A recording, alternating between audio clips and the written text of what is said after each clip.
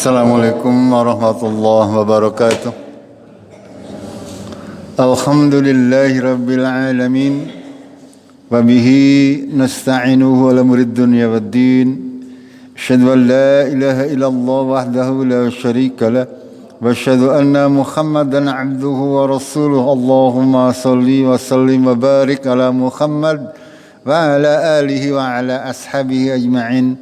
Amma ba'd. Qala Allah Ta'ala fil kitabihil karim. A'udzu billahi minasy syaithanir rajim. Ya ayyuhalladzina amanu taqullaha wa qulu qawlan shadidan yuslih lakum a'malakum wa yaghfir lakum dhunubakum wa may yuti'illaha wa rasulahu faqad faza fawzan nadiman. Jemaah Maghrib rahimakumullah, Allah sudah menurunkan ilmu kepada kita untuk kita imani di dalam hati kita. Kita ucapkan dengan lisan kita, kita imani dengan hati kita, dan kita terjemahkan di dalam tindak tanduk kita, dalam kehidupan kita sehari-hari. Itu makna daripada keimanan yang sesungguhnya, mengimani dengan lisannya, mengucapkannya, lalu meyakininya dalam hati dan menerjemahkan di dalam amal perbuatan, sehingga seseorang tidak dinamakan beriman kalau hanya berkata saja saya beriman, akan tetapi dia harus meyakininya. Apa yang dia imani diyakininya di dalam kehidupan, dalam hatinya, dari lisan dan hatinya, maka akan muncullah amal ibadah sesuai atau berdasarkan keimanan yang dia miliki. Bahwasanya iman itu bertambah dan berkurang, bertambah dengan amal kebaikan dan berkurang dengan kemaksiatan. Ketika kita mengerjakan seluruh amal-amal kebaikan, maka otomatis iman kita akan bertambah.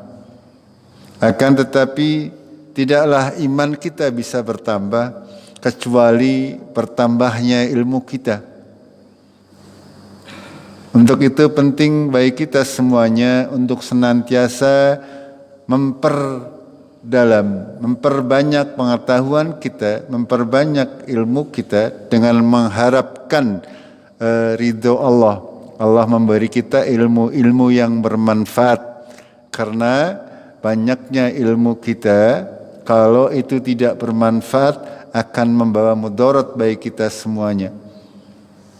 Alhamdulillah, kita semuanya diberi ilmu-ilmu sahihah dari Allah dan Rasulnya untuk bisa kita amalkan dalam segala macam tindak tanduk kita. Kita mengambil pelajaran dari kisah-kisah umat-umat terdahulu untuk kita bisa jadikan ibrah, kita jadikan contoh yang terbaik yang diberikan oleh Allah Tabaraka wa Ta'ala. Jemaah rahimakumullah, kita masih akan melanjutkan kajian kita. Kita kemarin sedang membahas surat Al-Fath terkait perjanjian Hudaybiyah sampai kepada ayat yang ke-14.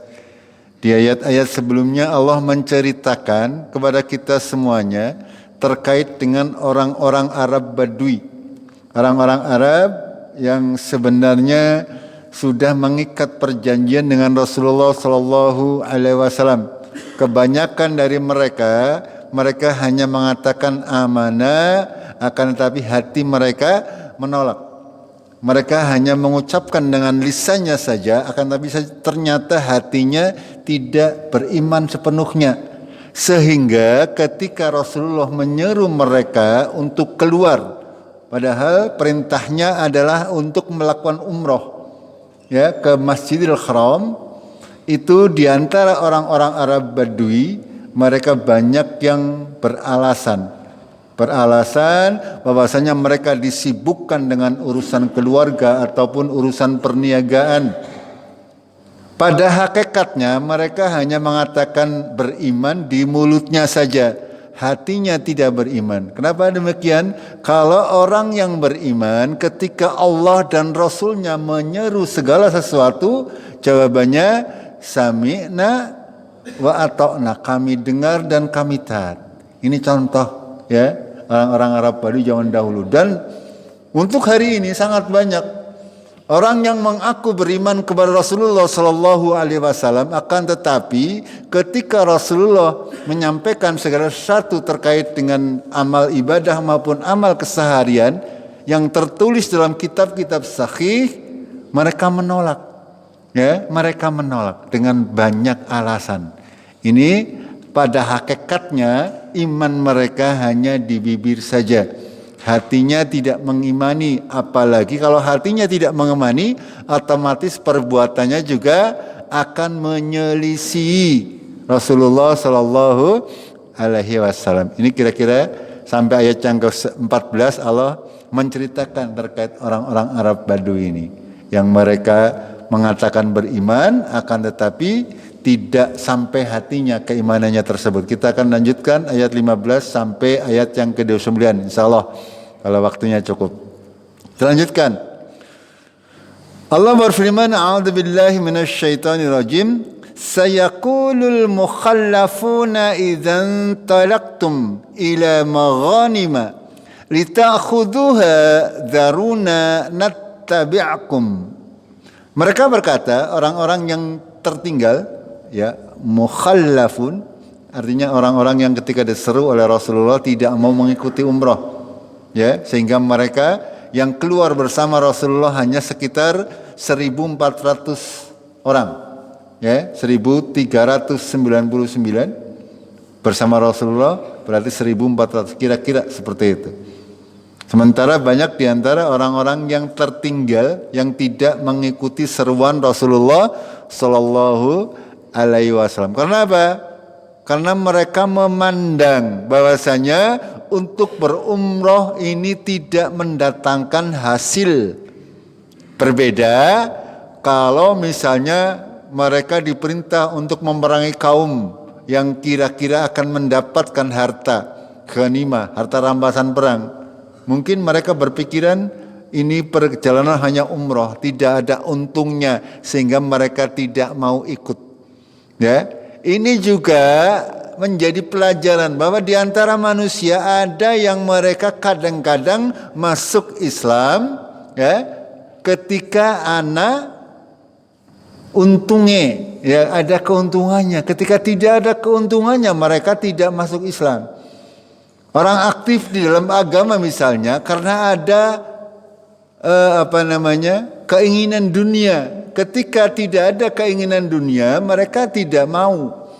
Ini contoh yang dalam kehidupan kita sehari-hari. Banyak ya di antara manusia yang seperti itu. Ketika dirasa menguntungkan, maka orang tersebut berislam dengan benar. Ketika dirasa tidak ada untungnya, maka dia kembali kepada habitat aslinya. Katakan kepada orang-orang yang tertinggal dari orang-orang ini, orang-orang yang tertinggal dari orang-orang Arab Badui, mereka mengatakan idzan talaqtum, ketika kamu pergi ila maghanima, kepada maghanima, itu adalah harta rampasan perang. Ya, lita'khuduha, agar engkau mengambilnya. Daruna nattabi'akum, maka biarkan kami mengikuti kamu. Artinya mereka meminta izin kepada Rasulullah. Ya, kepada Rasulullah, nanti kalau ada peperangan yang kira-kira mendatangkan hasil, biarkan kami mengikuti Rasulullah, mengikuti engkau ya Rasulullah. Kira-kira seperti itu kalimat yang diucapkan oleh orang-orang Arab Badui yang ketika diseru untuk umrah ke Masjidil Haram, mereka tidak mau ikut. Akan tetapi ketika nanti ada seruan yang kira-kira mendapatkan maghanim, ya, ghanimah, harta rampasan perang, mereka mau ikut. Ini seperti itu. Ketika menguntungkan ikut, ketika tidak menguntungkan orang melu, ya. Ada nama betul nggak orang yang di situ? Ya, di Di dalam kehidupan kita sehari-hari mungkin ada ya, angger mendatangkan keuntungan biasanya akeh sing melu, angger sing kesel-kesel biasanya ora patia. Itu seperti itu. Itu fitrah manusia. Itu ya, ini sama. Ini pelajaran kepada kita. Terlanjutkan, yuriduna ayyubaddilu kalam Allah. Mereka menghendaki agar mereka merubah, yubaddilun kalam Allah, merubah kalimat-kalimat Allah atau ketentuan-ketentuan Allah. Apa ketentuan Allah? Ya, orang yang tidak taat kepada Rasulullah, maka ya sudah, mereka tetap tidak di dalam konteks perjanjian Hudaybiyah ini. Nanti setelah perjanjian Hudaybiyah, Rasulullah diperintah oleh Allah untuk memerangi Khaybar. Khaybar itu Yahudi, ya, penduduk Yahudi, dan di sana akan ada banyak sekali harta rampasan perang karena Khaybar ini kota besar, ya, tempatnya atau pusatnya korma, sehingga banyak terdapat harta yang mungkin bisa didapatkan kalau kaum muslimin memenangkan pertempuran. Dan orang-orang Arab Badui ini mungkin mengira demikian. Nanti kalau perang di Khaybar saya ikut, ya, kalau umrota saya nggak ikut. Yaitu mereka kepengin merubah ketentuan-ketentuan Allah. Maka dikatakan kepada orang-orang Arab Badui, kul lan tattabi'una. Janganlah kalian sekali-kali mengikutiku, mengikuti kami, mengikuti kaum muslimin. Kadzalikum qala Allahu min qabl. Yang demikian itu karena perkataanmu sebelumnya, bahwa kamu tidak mau ikut ketika Rasulullah menyeru. Lalu mereka menjawab, fasayaquluna bal tahsudunana. Kamu hanya dengki kepada kami. Ya, orang-orang ini seperti itu.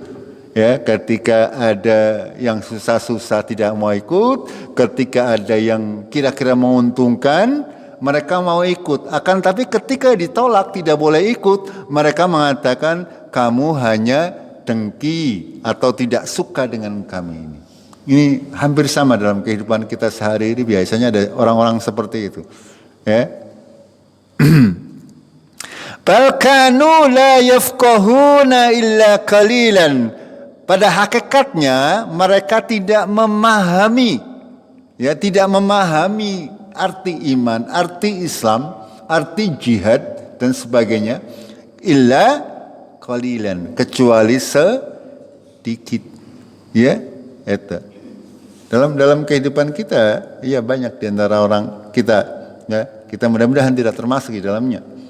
Ada orang yang salat karena segala sesuatu yang bukan karena Allah, tidak murni karena Allah. Ini pada hakikatnya karena belum memahami agama ini kecuali sedikit, ya, kecuali sedikit saja. Itu pun dengan keterbatasan, ya, karena memang agama ini dibangun di atas ilmu.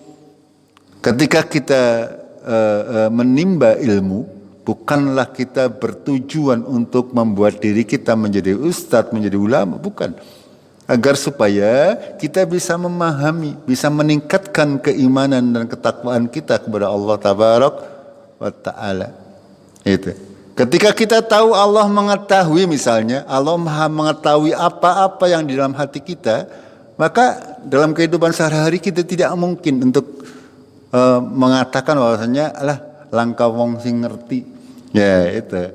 Kalau orang yang beriman dengan ilmu, dia walaupun langka wong sing ngerti, dia tahu bahwasanya Allah sedang mengawasi. Itu. Maknanya seperti itu. Dan imanan ini, ilmu ini membutuhkan hidayah dari Allah Tabaraka wa Ta'ala agar kita bisa mengamalkan ilmu-ilmu yang kita miliki. Kita lanjutkan. Kullil mukhallafina minal Arab. Katakan kepada orang yang tertinggal di antara orang-orang Arab Badui. Satud'auna ila qaumin uli ba'sin syadid. Ya, kelak engkau akan diseru untuk berperangi sebuah kaum yang mempunyai kekuatan yang besar. tuqatilunahum aw yuslimun, kamu memerangi mereka atau mereka menyerah. Ya, ini mensyiratkan nanti kaum muslimin akan berperang dengan kaum yang mempunyai kekuatan yang sangat besar, yaitu diantaranya tentara Romawi dan tentara Persia. Ya, tentara Romawi pada peperangan yang berikutnya nanti kaum muslim tentara Romawi berjumlah sekitar 200.000, sementara kaum muslimin hanya sekitar 30.000. Ya, 30.000 berbanding 200.000. Ini nanti ya, ini semuanya pelajarannya luar biasa. Bagaimana pahlawan-pahlawan kaum muslimin, mereka benar-benar tidak mengenal takut. Ya, mereka hanya takut kepada Allah. 300.000, bayangkan 300.000 musuhnya 200, berarti siji banding pira? 1:7. Ya. Dan persenjataannya lebih luar biasa lagi. Fa in tuti'u yu'tikumullahu ajran hasanan. Jika kalian taat, mengikuti seruan tersebut, maka Allah akan memberikan kamu pahala yang baik, ajran hasanan. Wa in tatawallaw, akan tapi ketika kamu berpaling, kama tawallaitum min qabl, sebagaimana kamu telah berpaling sebelumnya, yu'adzibukum adaban aliman, maka Allah akan mengazab kalian dengan azab yang pedih.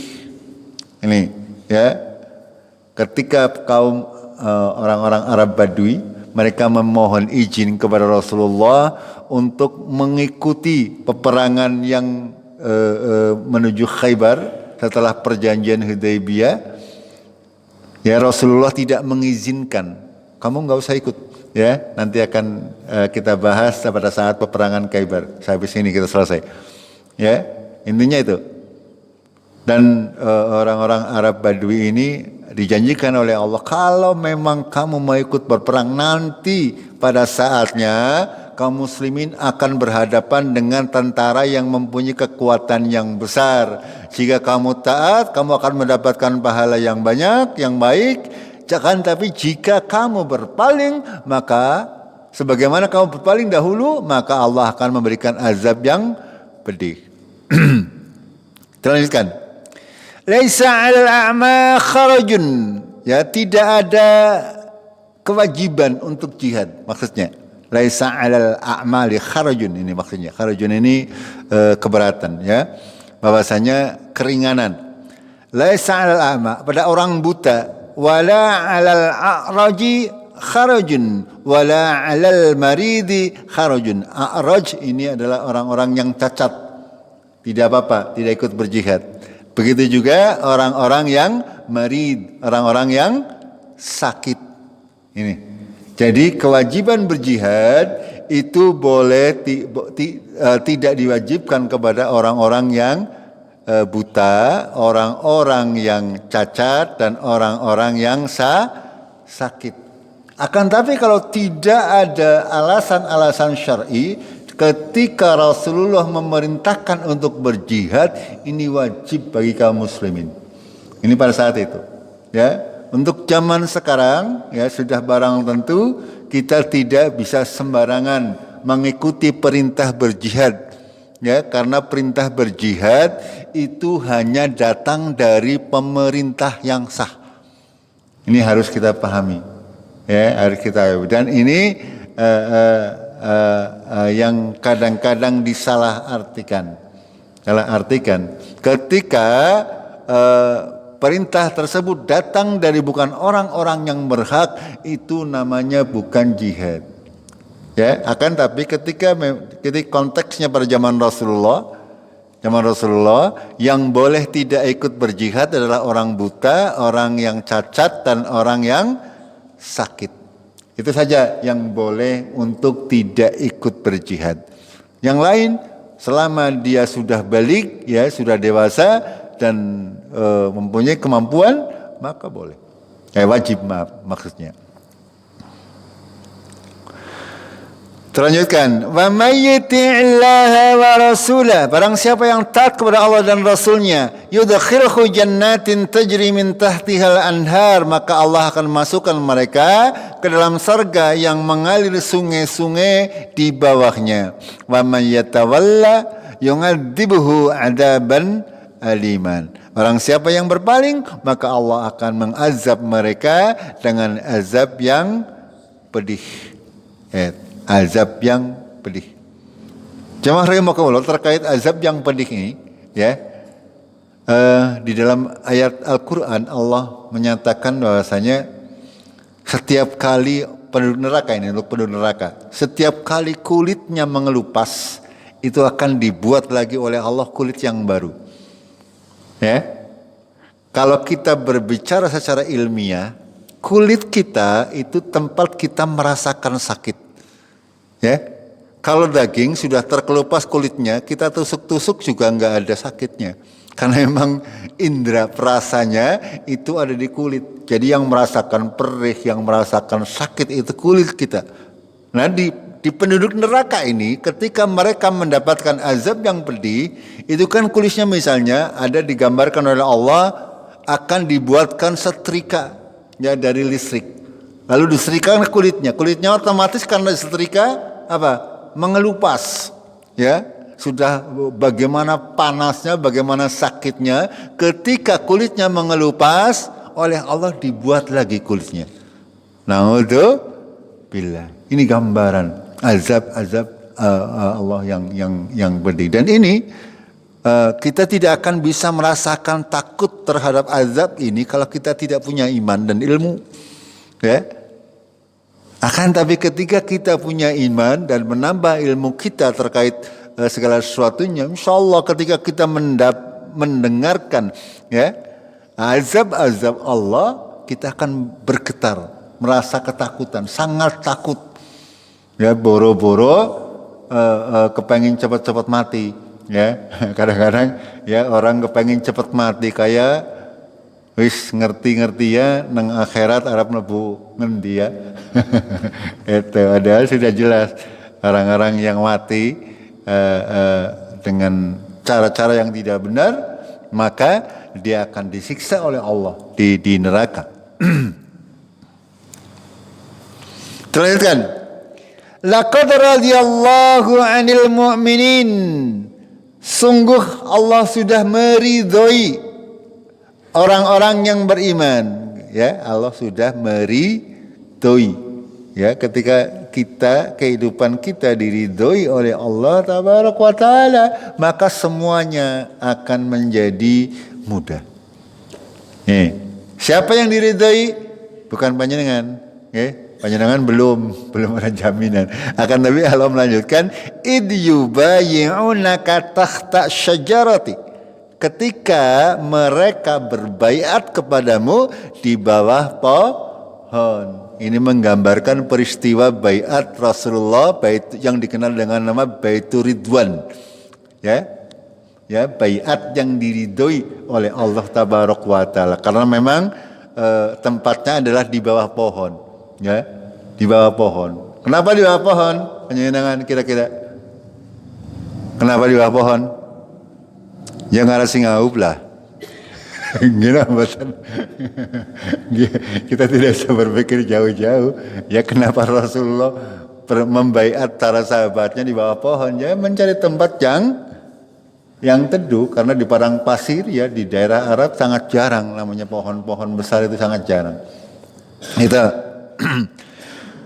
Jadi Allah sudah meridhoi orang-orang yang berbaiat. Jadi 1400 ini 1398 semuanya berbaiat kepada Rasulullah, kecuali satu orang.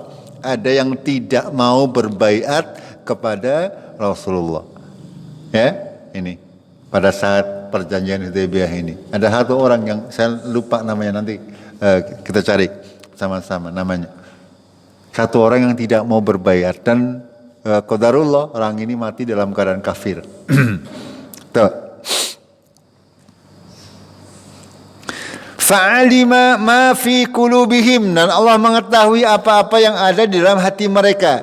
Fa'anzalas sakinah, dan Allah menurunkan ketenangan alaihim atas mereka, wa asabahum fathan qariban, dan Allah memberikan balasan kepada mereka kemenangan yang qariban, yang dekat. Ya, yang dekat ini maksudnya nanti kaum muslimin mendapat kemenangan pada peperangan Khaybar, kurang lebih sekitar beberapa hari setelah Rasulullah pulang dari Hudaybiyah, ya, hurung liren sudah diperintah oleh Allah untuk ke Khaybar, ya, untuk memerangi Khaybar. Khaybar itu tempatnya orang Yahudi. Orang Yahudi ini senantiasa membujuk orang-orang Arab untuk memerangi kaum muslimin di Madinah. Sehingga kalau tidak diperangi, mereka akan menjadi penyakit yang senantiasa menggerogoti kaum muslimin. Ya, nanti di kajiannya akan datang kita berbicara terkait perang Khaybar. Kita selesaikan surat Al-Fatah dulu.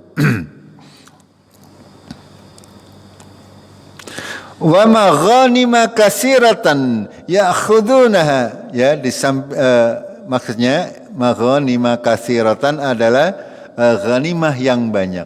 Ya, Allah menjanjikan kemenangan yang dalam jangka waktu yang dekat setelah perjanjian Hudaybiyah. Lalu juga Allah menjanjikan bahwa kaum muslimin akan mendapatkan harta rampasan perang yang banyak yang mereka dapat mengambilnya. Wa kanallahu azizan hakiman, dan Allah maha perkasa lagi maha bijaksana. Kemarin sudah kami jelaskan, ya, maksudnya Allah maha perkasa lagi maha bijaksana. Allah itu perkasa, bisa mengalahkan siapa saja, bisa mengalahkan musuhnya sendirian. Akan tetapi Allah itu maha bijaksana. Ya, Allah sudah menentukan segala sesuatu agar kehidupan berjalan. Ya, kenapa pada hari ini Allah membiarkan kaum muslimin tertindas di bawah? Ya, ini hikmahnya harus kita ambil. Bahwasanya Allah menguji kita, kaum muslimin diminta sadar. Ya, tidak mungkin kita bisa berjaya kalau kita terpecah belah, akeh tapi tidak bersatu. Seperti buih di lautan, masing-masing gontok-gontokan mengaku yang paling benar. Ini kaum muslimin. Selagi kaum muslimin mempunyai pedomannya keluar dari Al-Quran dan Sunnah, maka tidak akan pernah bersatu. Nih, ya, kalau selagi kaum muslimin pedomannya keluar dari Al-Quran dan As-Sunnah, maka tidak akan pernah bersatu. Selamanya bercerai-berai. Dan ketika bercerai-berai, tidak ada kekuatannya. Ya, bagaikan buih di lautan, ketone akeh tapi langka isine. Itu yang terjadi, realita. Ya, kaum muslimin banyak, akan tetapi di antara banyak itu, ya, kebanyakan muslimnya apa? Tidak sepenuhnya.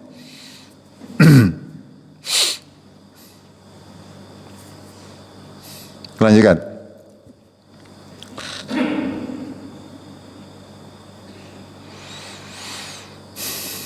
Wa'adakumullahu maghanima katsiratan ta'khudunaha.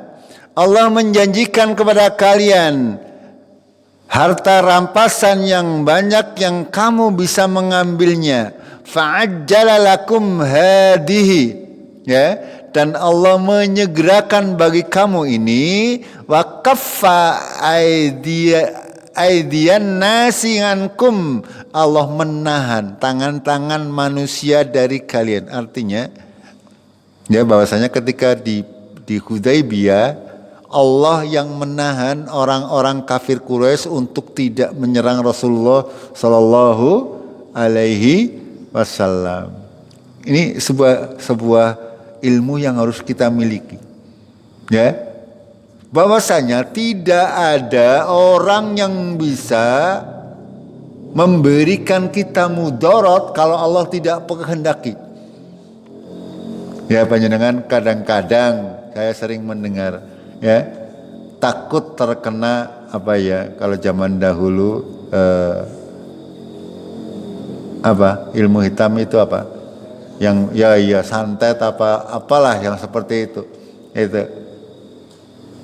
Jamaah rahimakumullah, kenapa kita harus khawatir dengan hal-hal yang kita yakini tidak akan terjadi kecuali Allah berkehendak. Ini yang harus kita imani. Itu. Kadang-kadang ada orang sakit, ya, ini katanya dikirimi oleh fulan dan sebagainya. Dan kita tidak perlu takut. Kenapa takut? Ya, kalau Allah tidak mengizinkan, maka tidak akan ada yang mencelakai kita, yang bisa mencelakai kita. Ini contohnya, ini Rasulullah beserta sahabatnya, kalaulah Allah membiarkan orang kafir menyerang mereka, pasti terjadi, mereka akan diserang.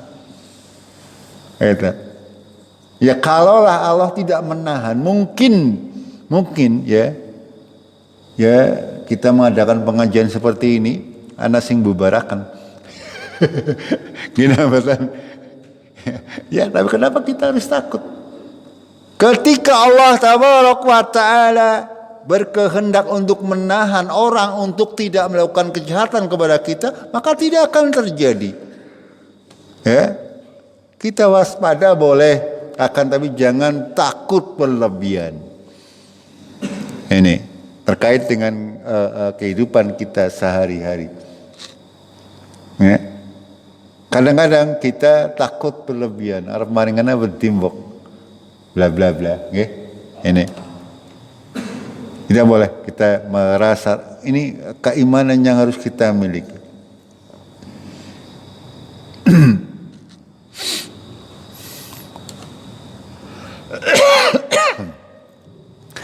Walitakuna ayatan lil mu'minin wa yahdiyakum siratan mustaqiman.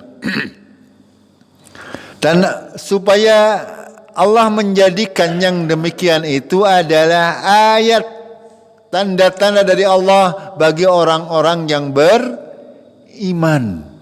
Iya, orang-orang yang beriman. Wa yahdiyakum siratan mustaqiman, dan menunjuki kalian semuanya ke jalan yang lurus. Kalau kita mau berpikir, ya, kalau kita mau mengambil pelajaran dari apa yang terjadi kepada diri kita, itu adalah ayat dari Allah tabaraka wa taala. Itu, apapun yang terjadi ke dalam diri kita, itu pasti Allah punya hikmahnya. Kita harus bisa mengambilnya. Agar bisa mengambil hikmahnya, sudah barang tentu kita harus mempunyai dasar ilmu dari Al-Quran dan As-Sunnah. Ini, apapun yang terjadi pada diri kita pasti ada ayat bahwa Allah bermaksud menunjuki kita ke jalan yang lurus kalau kita memang termasuk orang-orang yang beriman. Ini contohnya para sahabat radhiyallahu anhum. Para sahabat mereka ketika berada di Mekah sadar sepenuhnya bahwasanya mereka bisa saja dimusnahkan. Ketika terjadi perang Ahzab, ketika mereka dikurung di Madinah, mereka bisa saja dimusnahkan sekaligus. Akan tapi Allah menahan mereka, ya, dengan caranya sendiri, dengan tentaranya sendiri. Ya, kemarin sudah disampaikan di ayat yang lain. Lillahi junudus samawati wal ard. Kepunyaan Allah tentara langit dan tentara bumi. Sangat mudah bagi Allah.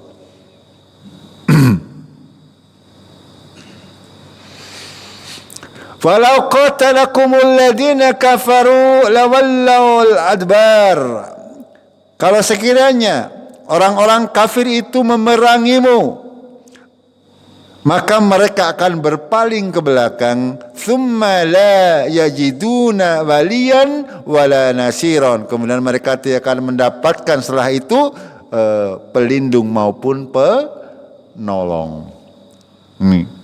Pada hakikatnya orang-orang kafir ini, mereka kita berperang itu mereka takut mati, berbeda dengan kaum muslimin.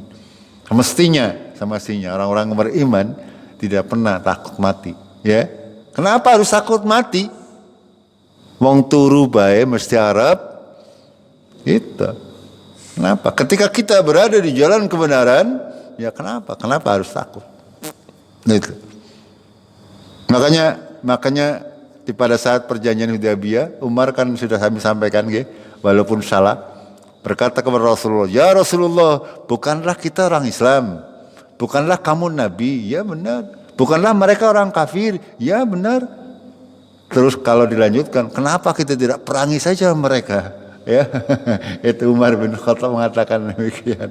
Ya, akan tapi beliau menyesali perkataannya, dan setelah itu dia bertobat, banyak melakukan kebaikan, amal soleh agar supaya diampuni karena sudah ngeyel, yang ngeyel berdasarkan hawa nafsu. Itu sekelas Umar bin Khattab, ya, tidak mengedepankan kalau Allah dan Rasulnya sudah menetapkan segala sesuatu, kita cukup sami'na wa ata'na. Ini Umar bin Khattab pada awalnya tidak setuju dengan perjanjian Hudaybiyah. Lemah, ya. Kenapa harus berdamai? Kita perang saja, kita mati pun masuk surga. Pada intinya seperti itu. Akan tapi Rasulullah Shallallahu Alaihi Wasallam tidak tidak melangkah mengambil keputusan kecuali atas bimbingan Allah Tabaraka wa Ta'ala. Nabi Muhammad mengatakan apa? Saya hanyalah seorang Rasul. Ya, Rasul pun tidak punya hak untuk menentukan. Nabi Muhammad sami'na wa ata'na. Apa yang perintah Allah dijalankan, apa yang dilarang oleh Allah tidak dijalankan. Allah mengetahui apa-apa yang tidak kita ketahui. Sunnatullahi allati qad khalat min qabl. Sunnatullah. Apa sunnatullah itu? Ketentuan Allah, ya, sunnatullah, ketentuan Allah yang sudah ditetapkan oleh Allah dari sebelumnya.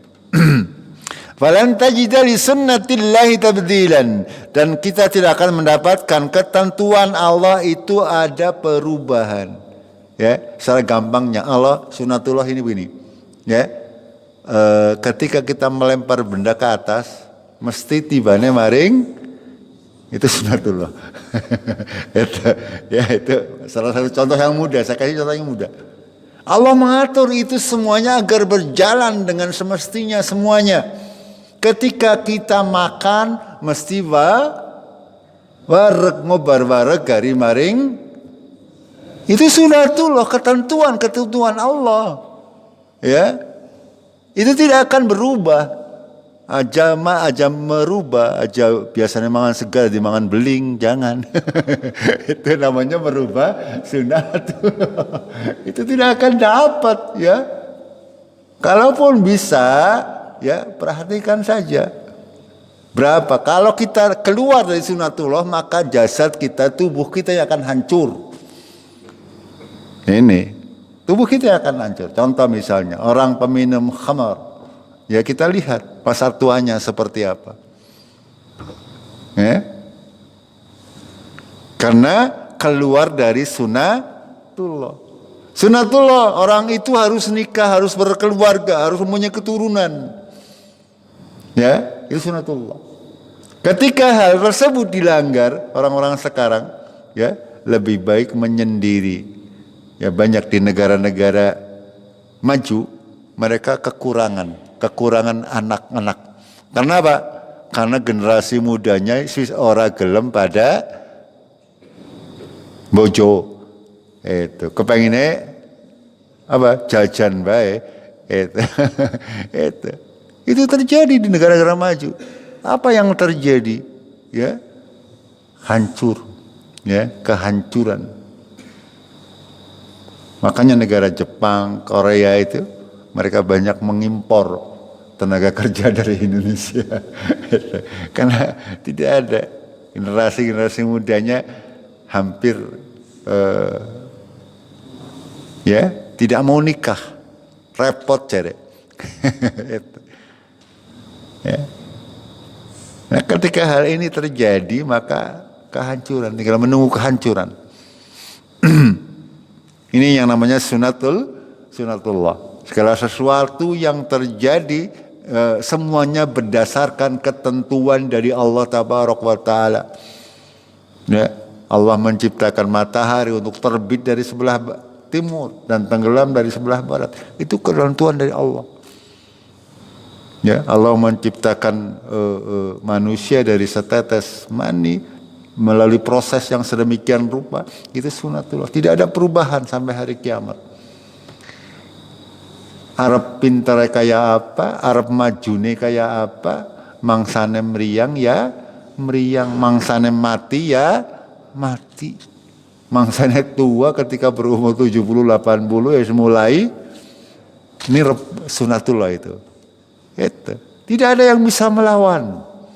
Tidak ada perubahan. Ya. Mulane angger lagi gagah ya aja gemagus nggih. Lagi ayu ya aja kemayu. Mengko mangsane kali kempong peot gitu. Itu. Ada masanya. Ini tidak akan bisa dilawan. Ini namanya sunatullah.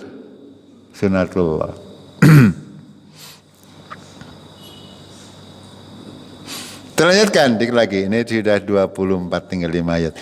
Wa huwallazi kaffa aydiyahum ankum wa aydiyakum anhum. Dialah yang menahan, dialah Allah yang menahan tangan-tangan mereka dari kalian, artinya tidak memerangi. Tangan-tangan orang-orang kafir Quraisy pada waktu itu tidak memerangi kalian. Wa aydiyakum anhum, dan tangan-tangan kalian tidak memerangi mereka. Artinya semuanya ditahan. Kaum muslimin ditahan oleh Allah, kaum kafir Quraisy juga tidak ditahan oleh Allah, sehingga tidak terjadi saling serang menyerang. Itu maksudnya.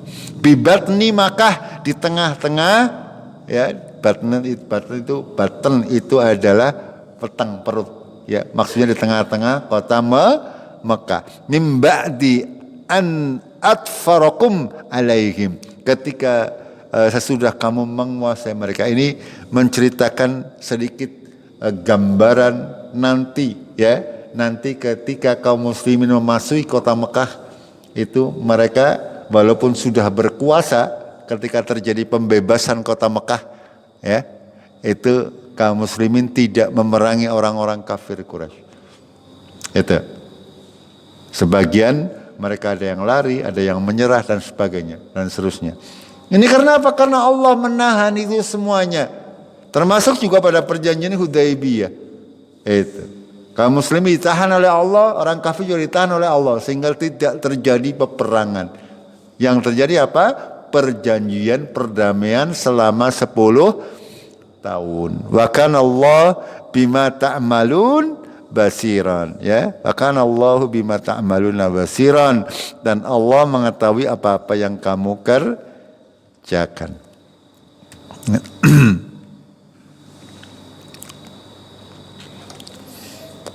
Humul ladzina kafaru wa saddukum 'anil masjidil haram. Padahal mereka orang-orang kafir dan mereka menghalang-halangimu dari memasuki Masjidil Haram, wal hadya ma'kufan, ya, dan binatang-binatang sembelihan yang sudah diberi tanda. Artinya ketika umroh Rasulullah sudah membawa hewan untuk disembelih.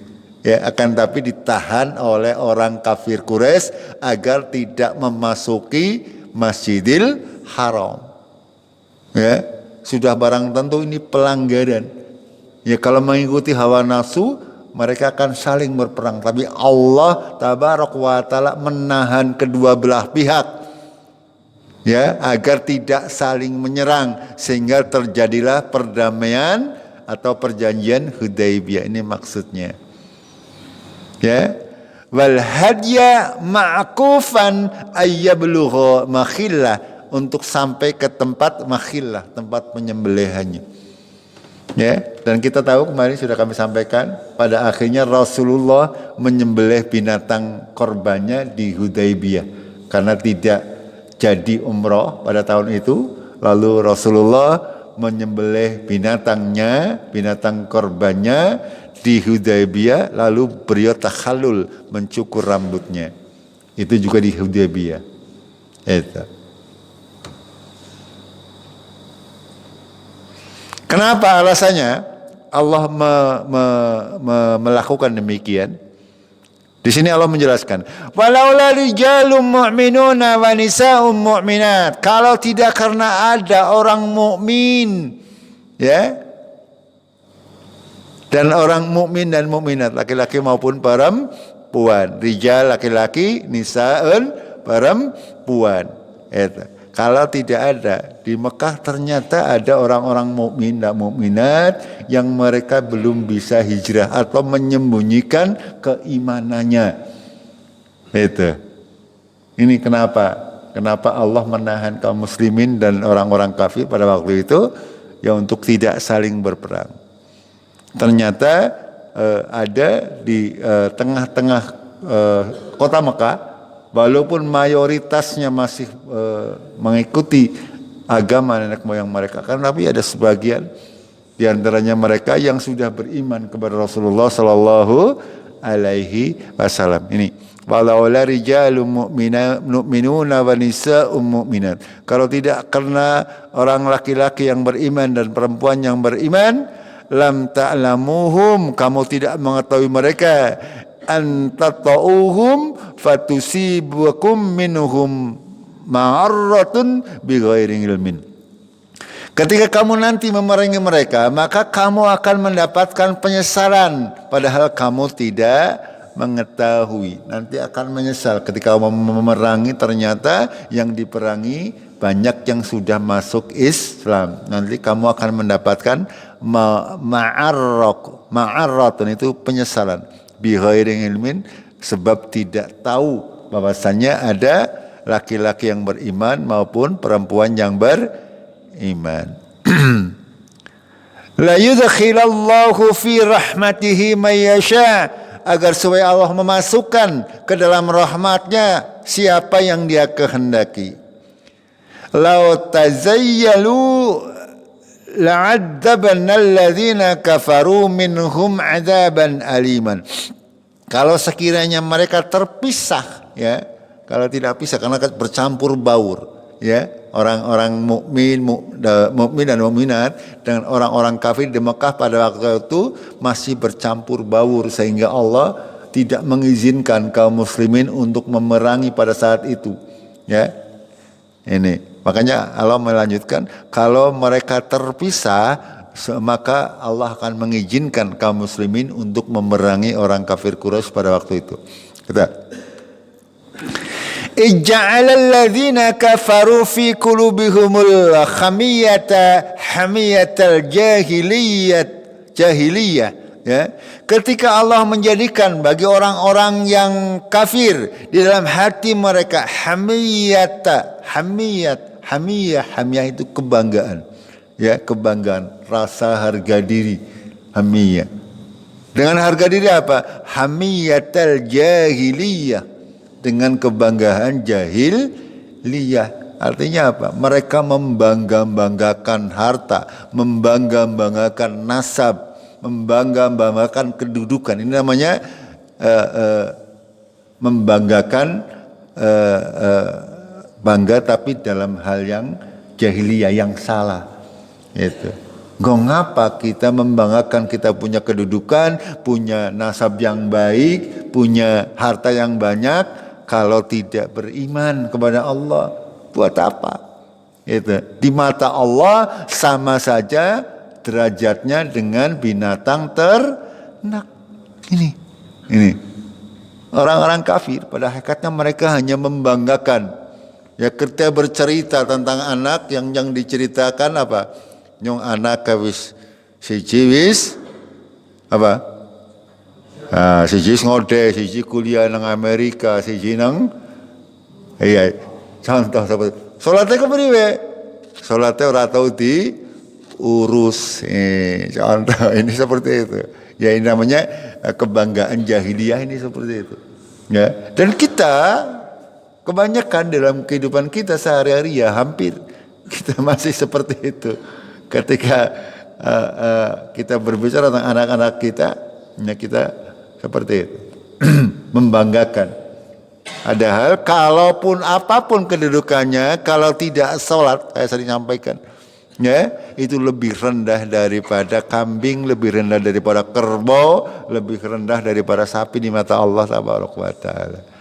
Itu wala tamutunna illa wa antum muslimun, jangan kalian mati kecuali dalam keadaan beragama Islam. Dan pokok pangkalnya agama Islam adalah sholat. Itu. Fa'anzalallahu sakinatahu ala rasulihi wa alal mu'minin, ya, dan Allah menurunkan ketenangannya kepada rasulnya dan kepada orang-orang yang beriman. Fa'alzamahum kalimat taqwa, dan meresapkan kalimat takwa.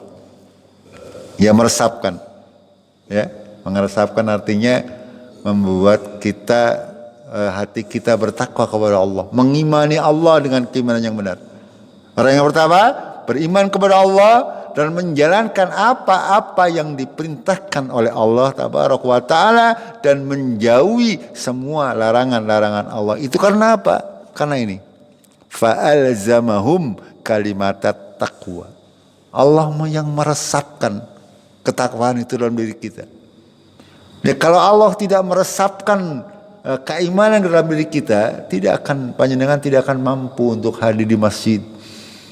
Ya, tidak akan mampu.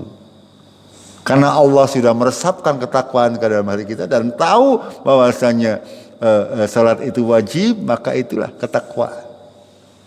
Itu bukan karena panjenengan pinter ataupun apa, tidak. Itu karena Allah yang menancapkan ketakwaan dalam hati kita.